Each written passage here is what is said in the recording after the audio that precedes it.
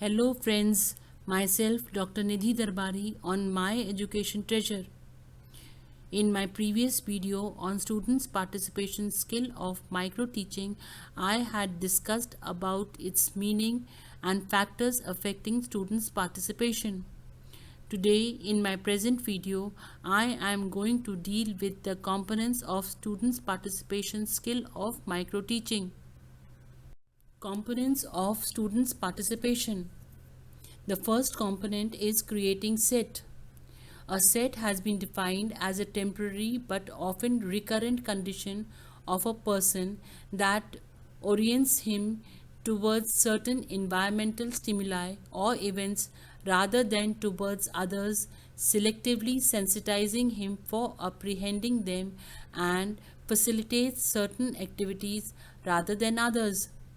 Two things are necessary for set induction. The students should be ready to learn the matter in a cognitive and effective way, and they should have previous knowledge and ability to learn the matter. For maximum activity and students' participation, the topic chosen should have opportunity for divergent thinking. For example, how can we improve the class discipline? If I become the Prime Minister, how can we keep our school clean? If today a war starts with Pakistan, is there a drought in a country? Set induction can be developed in two ways: pre-instructional set and instructional set. Pre-instructional set is the first point. In this, the topic to be discussed will be announced. If necessary, the students are also provided with the necessary reading material so that they can come prepared. The second one is instructional set. For this, the teacher has to understand the previous knowledge of the student so that the introduction can increase the student's participation. The second component is questioning. When the teacher asks a question in class that he would like to students to answer, he would wait 15 seconds before he calls on anyone. Gives more people a chance to think of an answer. If no one has volunteered after 30 seconds, try rephrasing the question or asking students what they need to know to answer the question. Try to call on different people throughout the class. Give verbal and non-verbal feedback to students who has participated. Praise for good answers. Questions asked by the teacher should be well structured, precise and purposeful, directed and pinpointed, grammatically correctly framed, should be put to the students in such a way that all the students can hear it. Some type of questions are necessary for increasing students' participation. The first one is higher order questions. Higher order questions make more demands on the thinking faculty of the students and cannot be answered merely from memory. They are thought-provoking and require students to infer, compare, contrast, discuss, argue, evaluate and solve questions. For example, what is the difference between living and non-living?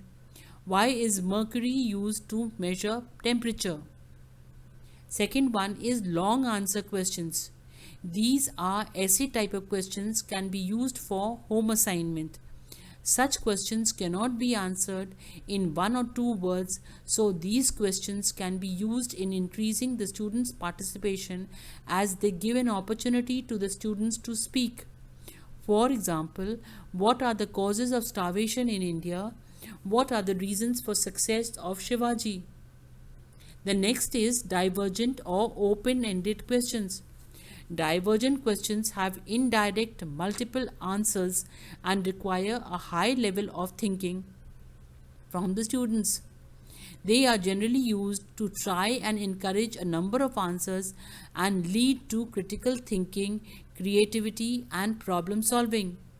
They do not have a decided right or wrong answer. The students have the opportunity to answer whatever comes in their mind, which increases students' participation. What would have happened if our eyes were on our palm? What do you think about? Have you ever? When and where? If you had so and so, what and how do you? Probing questions. Probing question is the art of response management comprising a set of behaviors or techniques for going deep into the student's responses with a view to elicit the desired responses. Students respond in a number of ways and styles such as no response, wrong response, partially correct response, incomplete response, or correct response depending upon their own developmental level, nature of questions, and teacher's behavior. Probing questions are asked in order to seek further clarification based on initial answer. Teachers should ask their students probing questions in order to defend their initial answers. Reinforcement. Reinforcement is a technique in strengthening the psychological behavior of the students to learn or a way to increase or maintain behavior. Reinforcement are in form of verbal and non-verbal. Since there are two types of reinforcers, the components of reinforcement skill can be categorized into positive components and negative components. The reinforcement are classified as given below.